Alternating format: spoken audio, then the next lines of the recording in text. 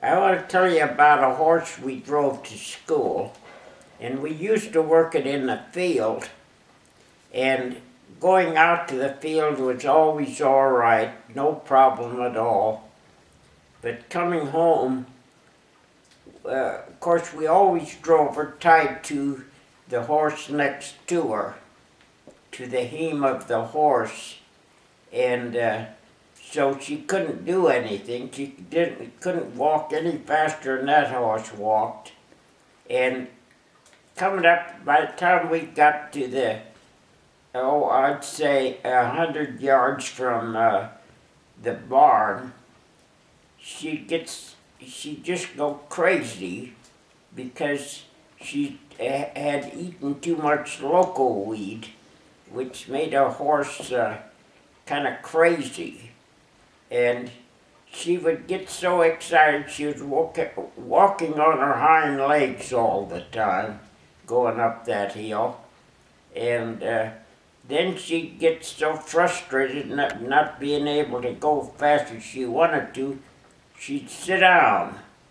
She'd just sit down on her hind legs, and she wouldn't do anything a while, and then when finally we stopped and waited long enough, she'd give a big lunge, getting up and trying to get ahead, and it'd jerk her at her bit and stall her again, and she just did that all the way up the hill.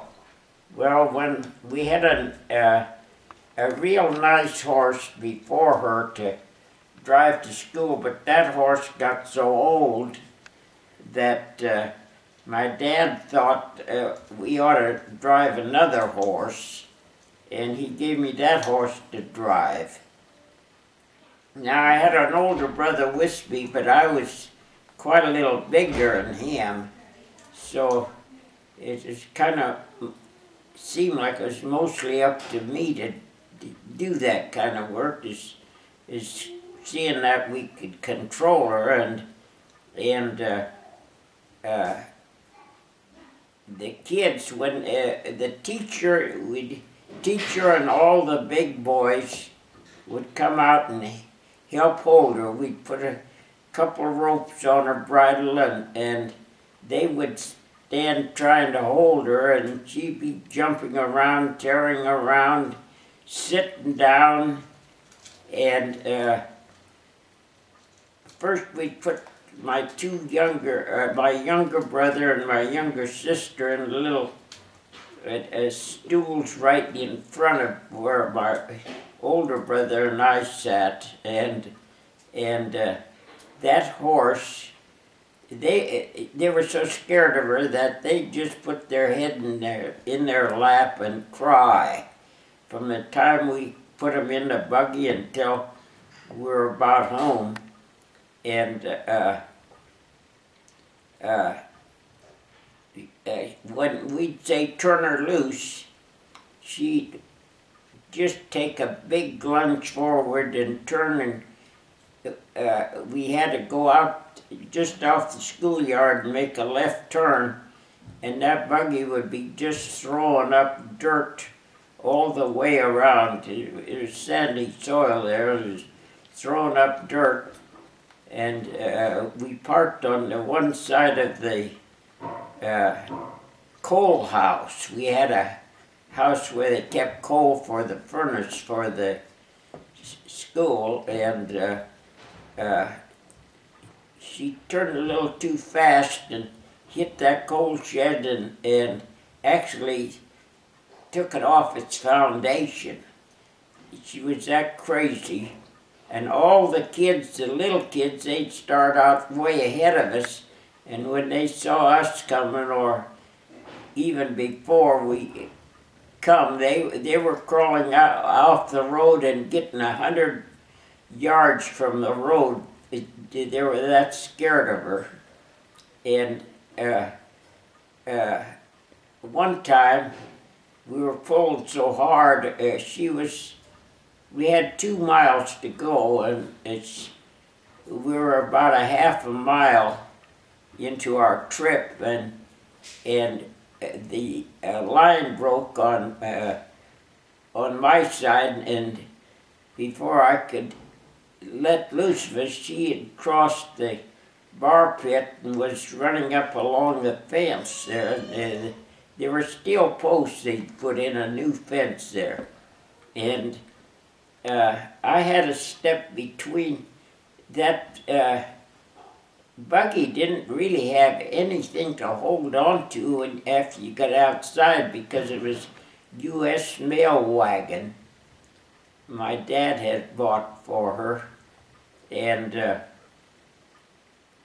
was just hardly anything, and I had to crawl out between the wheel and the axle. I stepped on the axle, and it clicked a couple posts about that time, and it jerked the wheel back, and I just about lost it there and fell in between the wheel and the wire fence. And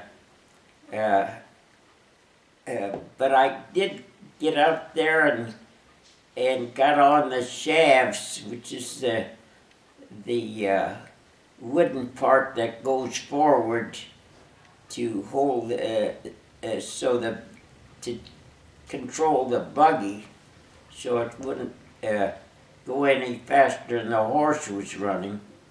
And I got up on it and worked my way forward on it and crawled on top of the horse and reached down and got that line that was broken, and I was able to stop her down before we made the next turn. So we were pretty lucky that time. I think it was just luck that I was able to do that without falling between the wheel and the wire, which probably would have killed me. It probably would have cut me up so bad that I was run to death. Then she got to chasing cars even. And the cars, finally after I chased some of them off the road, she was just, when the car was coming, she was just plain nuts. And I was afraid to tell my dad that.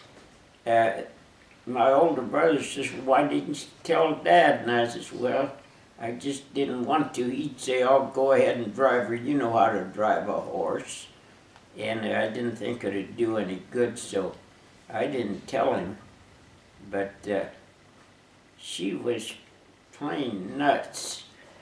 And then going to school the next morning, it was, we had to go about 100 yards out to the road, and there was a car coming down the road, and I held her up to wait for the car to pass.